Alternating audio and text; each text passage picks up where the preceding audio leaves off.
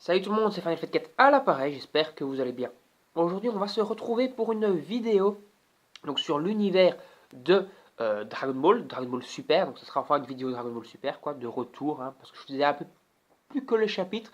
Je faisais plus trop de vidéos donc sur le film. J'en avais fait, je crois, deux trois par le passé pour un peu vous parler de quelques éléments du film, mais j'avais pas vraiment eu le temps de vous faire des vidéos un peu plus globales pour toutes les infos qui sortaient sur le film. Bon, ici, comme vous le savez tous, parce que je suis en retard de 20 guerres nouveau, mais bon, je vais quand même vous faire la vidéo, il y a eu le résumé complet du film. Donc je me suis intéressé à ce résumé complet. Vous allez me dire, ouais, t'es un peu con, pourquoi est-ce que tu te spoil le film Dragon Ball? Et j'ai envie de vous dire, moi, en soi, le scénario, je m'en bats un peu les couilles. Pour moi, le film Broly, ce qui m'attirait, en tout cas de base dans le film Broly, c'est l'animation, les combats. En tout cas, l'animation et les combats semblent respectés. Mais c'est vrai que si tu étais intéressé par le film au niveau donc du scénario, tu vas être franchement grave déçu. Donc déjà, je vous le dis d'avance, si vous voulez pas voir la vidéo, si vous voulez pas être spoilé sur le scénar de Broly, si vous avez réussi à esquiver un peu tous les spoils qui sont occupés à popper dans tous les sens, ne regardez pas la vidéo jusqu'au bout, mais ça va être quasiment impossible parce que tu as déjà des gens, ne fût-ce que dans les titres de leurs vidéos, qui spoilent un max ce qui va se passer. Ça a déjà vraiment été spoilé dans tous les sens du terme. Donc, on va continuer à spoiler ici dans cette vidéo. Mais, donc, si vous avez eu la chance de passer entre les gouttes des spoils, ne regardez, comme je vous l'ai dit, pas la vidéo jusqu'au bout. Vous pouvez déjà la quitter maintenant. Et je vous en tiendrai pas rigueur. N'hésitez quand même pas à la partager si vous le voulez pour me faire plaisir sur vos réseaux sociaux. Mais dites bien que la vidéo va spoiler le film Broly Dragon Ball Super. Voilà. Donc si vous voulez ne pas être spoilé, partez. Si vous êtes encore là, c'est que vous voulez être spoilé. Donc ne vous en tiendrez pas rigueur si vous êtes spoil dans la vidéo. Donc le résumé donc, de Dragon Ball Super Broly a été divisé en 4 étapes. Mais tu as plusieurs trucs dans l'histoire, quoi, qui niquent, entre guillemets, complètement le personnage de Broly, qui niquent complètement son background. Parce qu'en fait, le Broly du film, je le rappelle encore une fois, Broly du film de 93, je crois, le Super Saiyan légendaire, le film Broly le Super Saiyan légendaire, n'est pas du tout le même Broly qu'on a maintenant. Ce Broly-ci a été scénarisé, écrit, en plus d'être dessiné, parce que l'ancien a été aussi dessiné par Toriyama, mais ici, le scénario, le background, a également été fait par Toriyama, et a été fait par Toriyama avec, on va dire, ses envies actuelles. C'est-à-dire, ce n'est pas des envies de créer un Broly démoniaque qui veut à tout prix péter la gueule à Kakaroto, qui est complètement barré, complètement cinglé, qui est un putain de démon. Non, ici, on ne se retrouve pas avec un fucking démon, on se retrouve juste avec un mec un peu à la brolette, quoi, de Dragon Ball Super, de l'univers 6, qui lorsqu'il passe dans sa forme berserker, on va appeler sa forme berserker, même si c'est appelé, je crois, d'une autre façon dans le film, dans cette forme en tout cas du véritable Super Saiyan éveillé, un truc dans le genre, Super Saiyan Full Power je pense. Quand il passe sous cette forme-ci, il perd complètement les pédales, il perd complètement la boule, il devient méga cheaté et il pourrait détruire l'univers sans s'en rendre vraiment compte parce que tout simplement il ne maîtrise pas sa force en fait, il ne la maîtrise pas. Mais dans l'ensemble, le personnage de Broly, au niveau de son caractère, au niveau de son intellect, au niveau, peut-être pas de l'intellect, mais comment dire, au niveau en tout cas de sa morale, quoi, n'est pas un enculé de base comme c'est le cas dans le film de 93, de 93. Ici, Broly est donc un mec qui est plutôt cool, quoi. C'est un Saiyan, mais dans son esprit, il est plutôt cool, il s'est fait des poteaux et tout. C'est pas un Saiyan, quoi. C'est pas un vrai Saiyan qui pense qu'à détruire, à coloniser des planètes, etc. C'est complètement évolué, on va dire, au niveau de ses mentalités. Donc, déjà là, il y a beaucoup de personnes qui vont gueuler, beaucoup de personnes qui gueulent sur le fait que Broly n'a pas le même background qu'à l'époque. Bon, après, on le savait déjà, mais on ne savait pas quel background il allait avoir. Finalement, on sait ce qu'il a, c'est-à-dire que c'est un mec un peu sympa, quoi, tout simplement. Donc, je vais un peu déjà vous parler un peu de chaque partie et un petit peu développer ces parties. Donc, dans la partie 1 du film, on va avoir une adaptation libre de Dragon Ball Minus, c'est-à-dire on va en fait avoir les origines des Saiyajin, avec donc la planète des Saiyajin, Vegeta, telle qu'elle est dans l'esprit officiel de Toriyama, pas ce qu'on a vu dans les films, pas ce qu'on a vu dans le film Bardock, etc. Non, c'est vraiment une adaptation à la Toriyama qu'il y a dans Dragon Ball Minus, avec déjà Goku qui a, je crois, 3-4 ans lorsqu'il part de la planète Vegeta et qui n'est pas un bébé, etc. Donc vraiment une adaptation complètement différente de ce qui a été fait entre guillemets par la Toei dans les films, etc. Donc, Bardock, Jin, on va enfin avoir Jin, la mère de Goku, on va l'avoir parlé tout dans ce film, c'est plutôt intéressant. Et donc en réalité, tu as Freezer et son padré qui vont descendre sur la planète Vegeta, parce qu'ils se sont rendus compte que la planète Vegeta commence à devenir un peu trop cheatée, que les Saiyans commencent à devenir un peu trop puissants, et d'après le résumé, tous les Saiyans supérieurs à 2000 unités vont se faire flinguer. Après, sauf Vegeta et Raditz qui étaient, je crois, partis sur d'autres planètes avec Nappa et compagnie, ils étaient tous les trois sur d'autres planètes. D'ailleurs, c'est pas très logique de commencer à préciser que Raditz était sur une autre planète et que c'est pour ça qu'il a été épargné, parce qu'en soi, Raditz, il n'avait pas 2000 unités, et même adulte, il n'avait pas 2000 unités, il était à grand maximum 1500 unités, donc à cet âge-là, il devait peut-être être à 500 unités, donc il aurait quand même pas été flagué à ce moment-là, mais bon, on s'en fout un peu. Donc il flague les Saiyans, ils font encore un peu des magouilles en utilisant certains Saiyans pour faire des missions, coloniser des planètes, etc. Et à la fin, il se rend compte, comme Freezer, que les Saiyans sont coupés à coups dans son dos, et il fait péter la planète Vegeta comme c'est le cas donc dans les films, mais c'est amené d'une façon différente.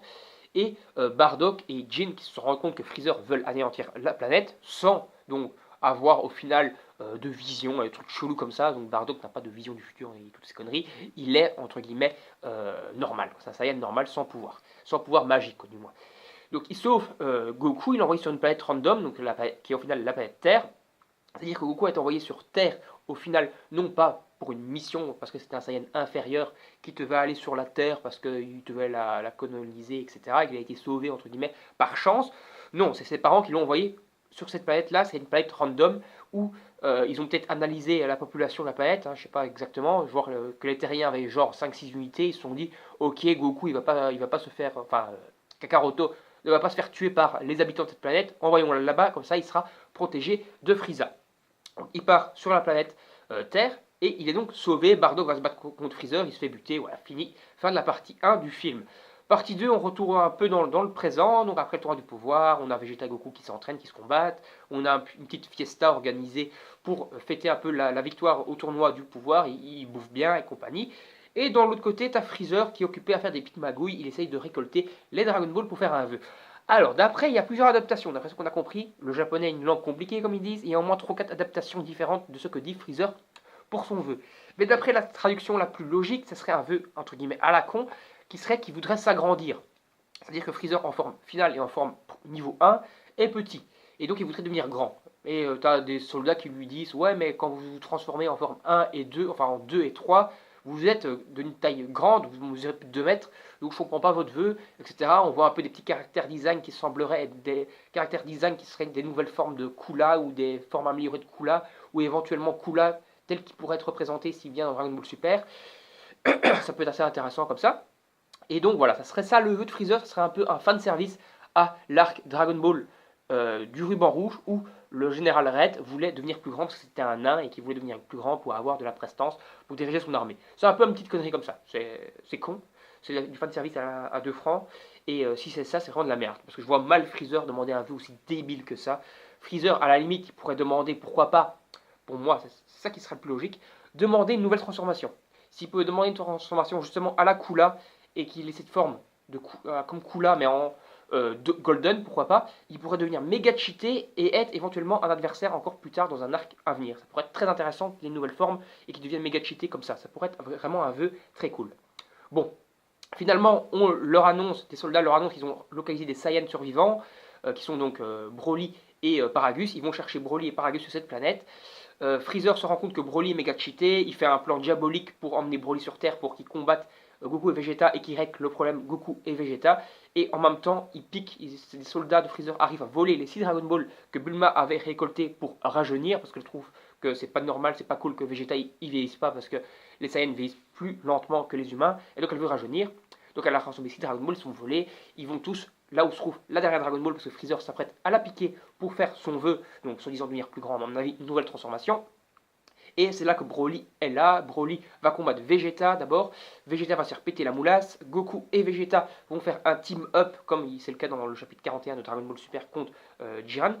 À eux deux, ils vont réussir à prendre à peu près l'avantage sur Broly. Je rappelle que Broly ici n'est pas transformé, il est en forme normale. Ils vont prendre l'avantage sur Broly. Finalement, Freezer va se rendre compte que Broly est en difficulté. Et il va se souvenir que quand il avait tué Krillin, c'est ça qui avait transformé Goku. Il va donc tuer le père de Broly, Paragus. Broly va péter un câble, devenir Super Saiyan normal. Va commencer à péter à nouveau la moulasse à Goku et Vegeta. qui sont eux en forme Blue, hein. Donc en forme Blue, ils galèrent comme des chiens déjà contre Broly en forme normale, même pas transformé.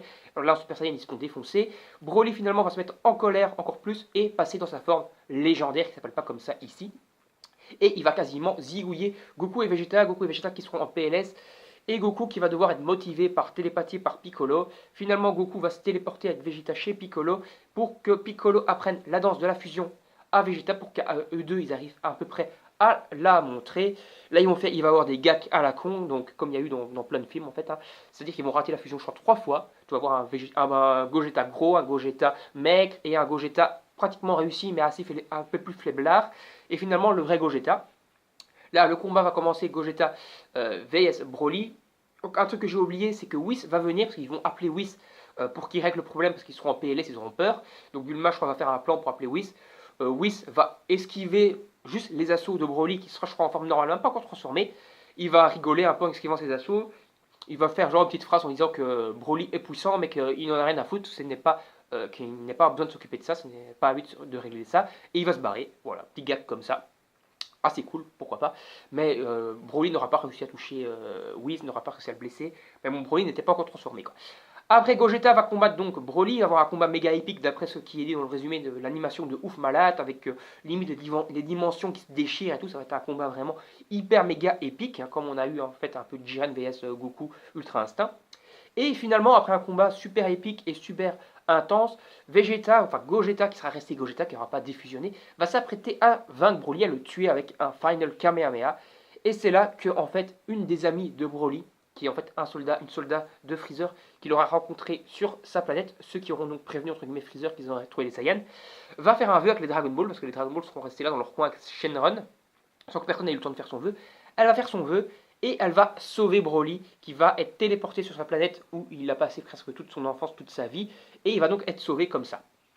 Le film va donc se finir comme ça, avec donc Goku qui va au final revenir voir Broly, et lui dire ouais, tu es cheaté, tu es vraiment un bon combattant, j'ai adoré me battre contre toi, on fera ça à l'occasion, et en fait moi je m'appelle Sangoku, et on m'appelle aussi Kakaroto, allez bye bye tout le monde, et je me casse. Voilà, c'est ça en gros. Fin du film. Donc là où le bas blesse un peu, donc déjà on a en fait un film un peu à la résurrection, non, à la Battle of God, à la combat contre Beerus quoi, puisqu'au final l'adversaire n'est pas vaincu. Broly n'est pas vaincu, il est sauvé, et au final le truc de fin, un peu comme c'était le cas avec Beerus, c'est juste ouais t'es cheaté Broly, t'as quasiment dépassé, t'as même dépassé Maître Beerus et tout, t'es vraiment cheaté, moi à l'occasion j'ai envie de me rebattre contre toi, moi juste de la fight. Voilà, c'est encore te faire passer un Goku limite qui s'en fout un peu de la survie de l'univers, puisque Broly, s'il pète son câble, qu'il redevient un berserker, un Broly légendaire, il pourrait détruire l'univers sans s'en rendre compte, en s'énervant.